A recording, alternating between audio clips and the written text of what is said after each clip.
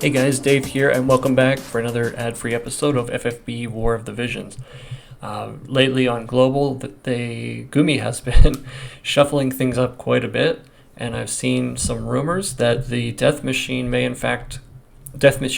may in fact come before the White Pudding raid. I've already made a raid video in preparation for the White Pudding raid, but today this raid video is going to focus on the Death Machine. So whichever one comes first, you guys will be prepared for that. But having said that, if the Death Machine does come first, it's going to rub a lot of people the wrong way because we just had a limited time unit. A lot of people were surprised by that and maybe wanted the unit but couldn't get it. And then if Warrior of Light comes, a lot of, especially free-to-play people are saving up all their Vizier for that, and they might also want Venera.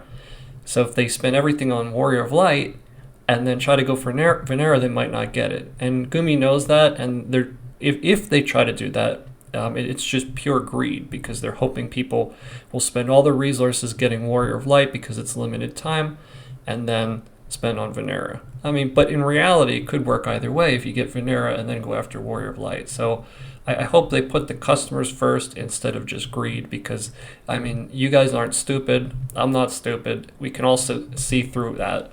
And in the end, happy customers are going to keep the game going longer. So I hope they see that. But having said that, this guide here, I'm going to start out with just some opening notes based on previous raids, about cooperation, etc.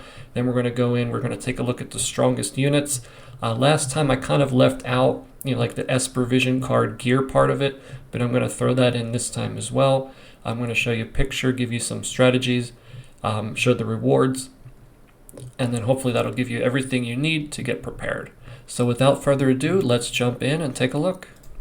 Alright, so this right here, we're just bringing back some points from the previous raid, instead of looking back, looking forward, but I kept the same silly comics there. So we'll just go through the 4 points. Don't kick somebody until you give them enough time to adjust their party. For example, last raid, either Lucia or Mediana, they were both pretty viable. Not pretty viable, Lucia was 100%, Mediana somewhat. But if it's a Mediana only group and someone has their Lucia out, a lot of people were just kicking the Lucia. But the player might be rank 90. Obviously they're WOL, so they have probably every unit. So just give someone's time. If they come in and they ready up, then kick them. But if they come in and they haven't readied up, or it says forming party, at least be nice enough to give them 5-10 seconds to create their party, see what other vision cards people have equipped, and then equip that. You want 4 different vision cards if possible, so that's another bonus there. Okay. Number 2, this is kind of the picture in the bottom left. So don't block other players. In this one, it's probably going to be all slash units, as we'll take a look at later. But just in future raids, don't block the gunners. Come on. Number 3, just try to be courteous. The more people work together, the better rewards you're going to get. If you're trolling each other and whatnot, then it's going to hurt everybody overall. Okay. And number 4, learn the fight before you do multi. Don't go in as a complete noob, walk around, not know what attacks to do. Because you're hurting other people. They're going in there expecting that you know the fight. So, get your boss in single player, up to level 20, level 30 before you start doing multiplayer, so you have an idea of how the mechanics work. It's just common courtesy there because you're using their raid icon, their raid orb, and their energy. So you should be responsible with using that energy. And again, the bottom right picture there, don't AFK, guys. That's just ridiculous. I had a couple Lucias in the back in one of the matches I created, and they were buffing, and some people in the video, they said, oh, well, yeah, Lucia had to buff for a couple turns, but they buffed the entire game, and they went to the back on purpose. So that was just trolling. So please try not to do that. Buffing is perfectly fine to build up your AP, but once you've built up the AP, please attack. Alright, this next slide here talks about the units. We're going to spend a long time here. So first of all, let's take a look at the boss. I don't have a level 1 picture. From all the resources that I've looked at, this boss goes up to level 80. Now keep in mind, everything that I'm saying here is based on what was on JP. They're shuffling things up. They could adjust some things. For example, like the vanilla pudding raid, the mobs on the side of the map didn't even come and attack. So they might be trying to fix some of that stuff. So just listen to everything as a reference, but it might not be the same way on global, okay? Now that I've said that, that's the boss in the lower right. Decent amount of hit points, but I wouldn't expect it to go above level 80. And the new Final Fantasy XIV raid stops at level 80 as well, and all raids except the first one on global were level 100. So they probably figured 140 was too high, and they dropped the cap to make it easier. Okay, now having said that, let's take a look at the resistances. So as you can see, it's weak against magic and it's weak against slash. However, magic is very hard to chain. Just like FFBE, I guess they just hate all magical units and don't give them the ability to chain. They give them too little too late. But having said that, minus 20 light resistance as well. So you minus 20 slash and minus 20 light. So right there, our most ideal unit is going to be a light slash attack unit. However, other than tanks, we really don't have that other than Ramza and Thancred. Most people don't have Thancred, or even if they do have them, like myself, I haven't even taken them up to Limit Break 2 because I hardly have any shards for him. So Ramza will be the number one damaging unit. He's got the 40% advantage, and we'll go through each unit one at a time. Okay, but before we go through the units, I'm going to talk about the things that will work for all units. So in the upper right hand corner, we have Eileen's goggles, 30% increased attack, and I think 25% stone killer for 3 turns. So they're going to be really good. If you are one of those few people who took Eileen all the way up and you have those, awesome. They're gonna really shine in this raid. But Ziza's bells are going to be just as good in my opinion, because you can hit really hard less often, or you can hit almost as hard more often. So those are going to be the 2 best trusts to have on, Eileen's goggles or that. And then the best Esper for this, for both slash attack, regular physical attack, and dark killer will be the Iron Giant up there on the screen. So if you've leveled him up, congratulations. I know I haven't leveled him up much. I think he's like level 35, 1 star. So I will be in a bit of a mess because I spent all my resources leveling up Behemoth because I thought the pudding raid was going to come first. But those will work for any units that can equip the trust, and the Esper for any unit. So those will be good. Yeah. So units next. We'll start with Ramza because I think he will be the star of this if people have him. So I know I have him. I just took him up to 99. Spellblade will be the best for him. Now you might want to do the triple hit as a chain starter.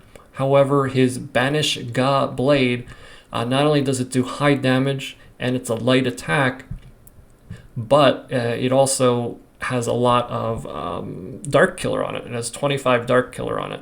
So that's going to do a lot of damage to the enemy unit. Now, the next unit I put up there is Orlando, and I am honestly 100% shocked that no matter which JP video I watched, they did not use Orlando in it. I'm super shocked. I mean, I guess it's hindsight is 2020, but I was just looking at Orlando like, so why would they use mostly dark units in all the videos? I guess because there's more dark attackers and it's easier to chain the slash. And a lot of the videos were solo. But Orlando, he can break defense by 25 points. And his samurai tree, he has Kongo. I forget, I think it's the same name in English, Kongo. It's the L hard-hitting ability, and that has 25 stone killer on it. Holy cow. So you break his defense the first turn with one of them, and then you start chaining that Kongo, and maybe once your chain gets higher, you can switch to lower AP attacks and still hit the 9999, but that cone guard is probably going to be hitting for 9999 every turn, because Orlando already has innately high attack. So I think Orlando is going to be better than any of the dark units. That's why I made their portraits a little bit bigger in terms of how useful I thought they would be. Now Ziza, oh yeah, let me explain Venera first. So I put a slash through her with a question mark, because if they move up the Warrior of Light and make that first, then we're not going to have Venera to use. That's the only reason. She's an excellent unit to use on this, so that's only because of the timing, because we don't know. But her or Ziza could fulfill the role of steal time. So even if you have a full or Ramza group or a full Orlando group, in my opinion, you're still going to want to have Aziza or Venera to steal time. They both have very high agility, and they're going to be the best for that. Now, some people say, oh, well, I can use the Dark Gunner and stuff like that. Yeah, he has decent innate agility. He wouldn't be too bad. But other units, their agility is going to be too low, and you're not really going to be helping the raid the most. So if you're looking to kill level 60 bosses in multiplayer, yeah, no problem, take in your SR units and stuff. But if you're going to be playing with whales who have spent money, they're going to want to play with other people who spent money like myself, and I'm going to want to play with people who are pushing to be competitive and not just using like the bare minimum. So can you use that stuff? Absolutely. There's nothing against you guys using that, but these events are kind of made for dolphins and whales, unfortunately. I mean, I don't like that either, but that's just the way it is. So if I'm doing a level 80, I'm not going to want anything but Aziza or a Venera stealing time. No offense to anyone else. Like if you want to, because I want to kill it in one attempt, not two. But if you want to join another room, that's fine. But and I respect that you want to do that, but you have to respect that other people want to be very competitive with it as well. They have nothing against you as a person or your character. It's just they want to do it in one attempt. That's all. So just please understand that. I know people get upset because they say, oh, well, this character isn't the best. So I'm in this strategy, I'm only showing you what I think is going to be the best for the raid. That's my job. All right, now we have other units like Gafgarian, Shadow Lynx, Stern. They're all going to be solid units in this too. Shadow Lynx, before I said she didn't do a ton of damage, but she's a great chain starter. She's fast. She can get around the map very quickly, so that's a strength. And once the chain has been built up, even with her less damage, she'll still be hitting for pretty much the maximum on her attacks because there's a chain started. So she's definitely a viable unit for this. She's working out pretty well for people in the Final Fantasy XIV raid as well. So if you have her and you haven't leveled her up, I just got her maxed out yesterday actually, and I'm starting to work on her, but that's a great unit too. And my Stern, I got him late and he was neglected, but I'm starting to collect shards for him as well. And my Gafgarian, I kind of put him on back burner. But I've been planning, like I have Ramza, Orlando, and Ziza, so I should be fine for this. I don't have Eileen's goggles, however. I'm one of those people that said LOL at Eileen, and maybe it'll hurt me in the raid, maybe it won't, because Ziza's got bells are, in my opinion, the best overall TMR for all raids. So I might not have the best for this raid, but I have the best for most raids there. So there are going to be other units here. With a minus 15% plus Mediana being able to drop resistance even more, and possibly using D-Shell, something like that. You're going to be able to do major damage to this guy again, even with Medianas and whatnot. So what I have up on the screen is by no means all the units and all the combinations that you can use. But light plus slash is going to be the strongest. Build a team with units that are going to be best for you, especially single player, and then multiplayer you'll just have to adapt to whatever people decide is going to be the best. But I think Medianas are going to work again. I think people with Orlando's, that's going to be one of the most popular ones. And then people with Ramses plus 1 steal time, I think that's going to be the #1 combo.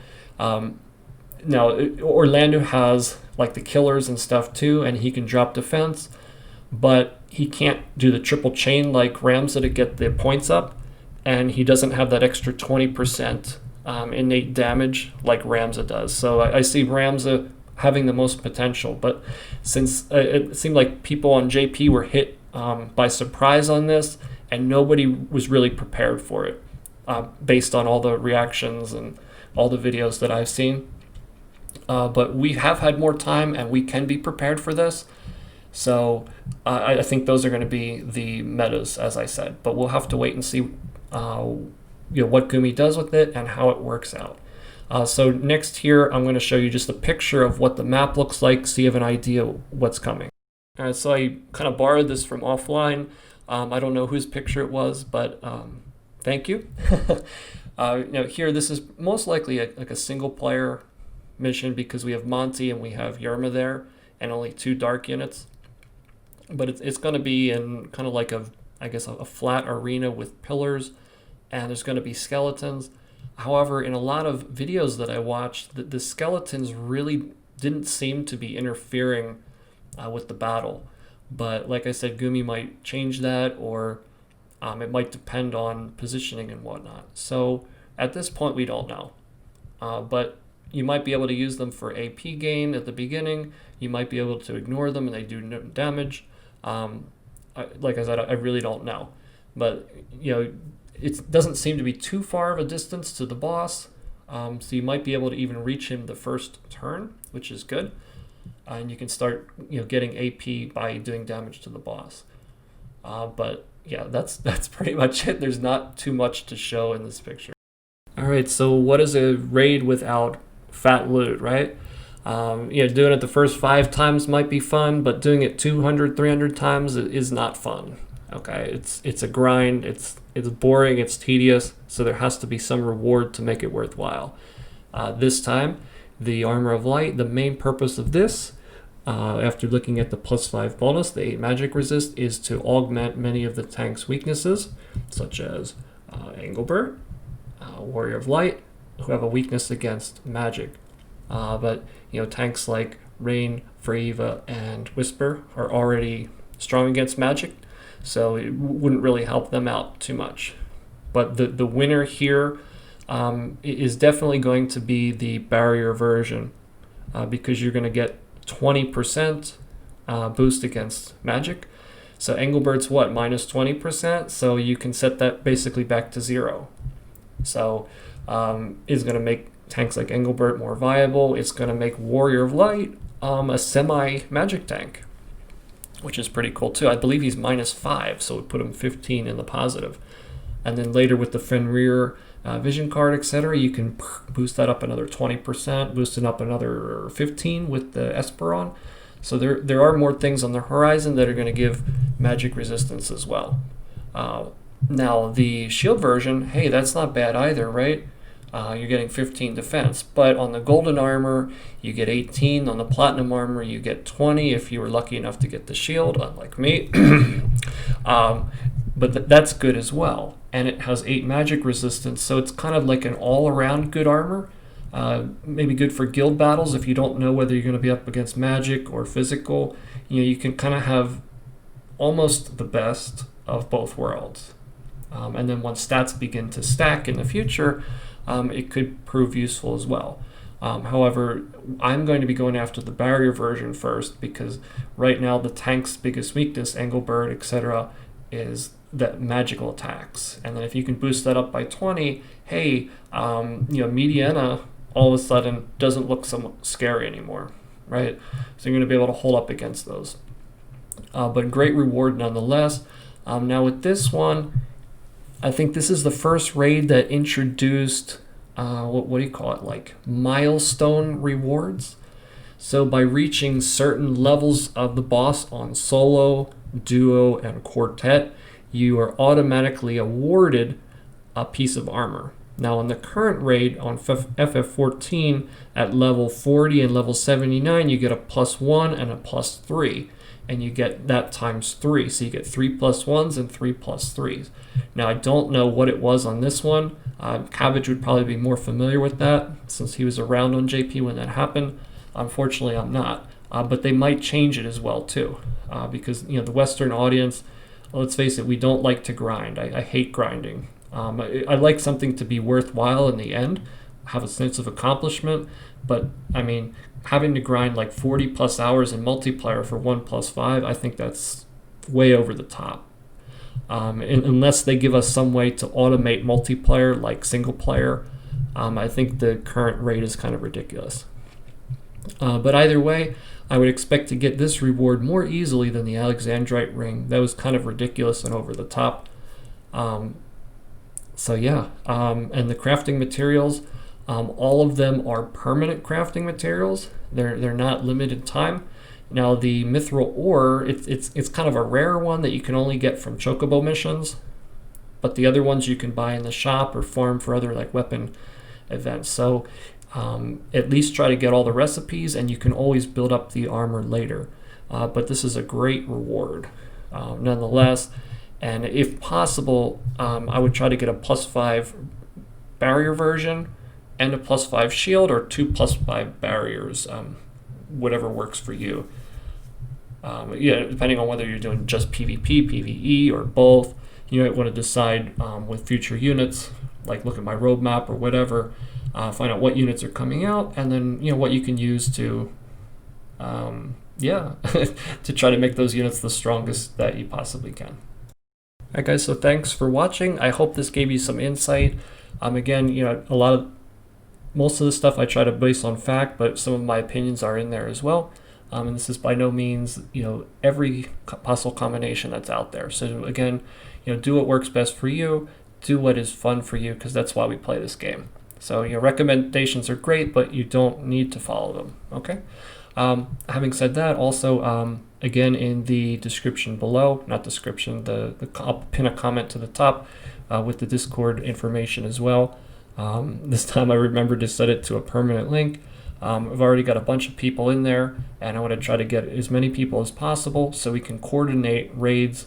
I'm Eastern time in the US, so hopefully we can get as many people around that time and get in rooms, coordinate, get better rewards. That's my goal, and just to start building up a community. We already have discussions pretty often, news coming in that I post from JP, screenshots from that, so you can get daily updates on what's coming on JP as well. So thanks again for watching. I hope to see you on Discord, and I hope to see you on another episode of FFBE War of the Visions. Take care.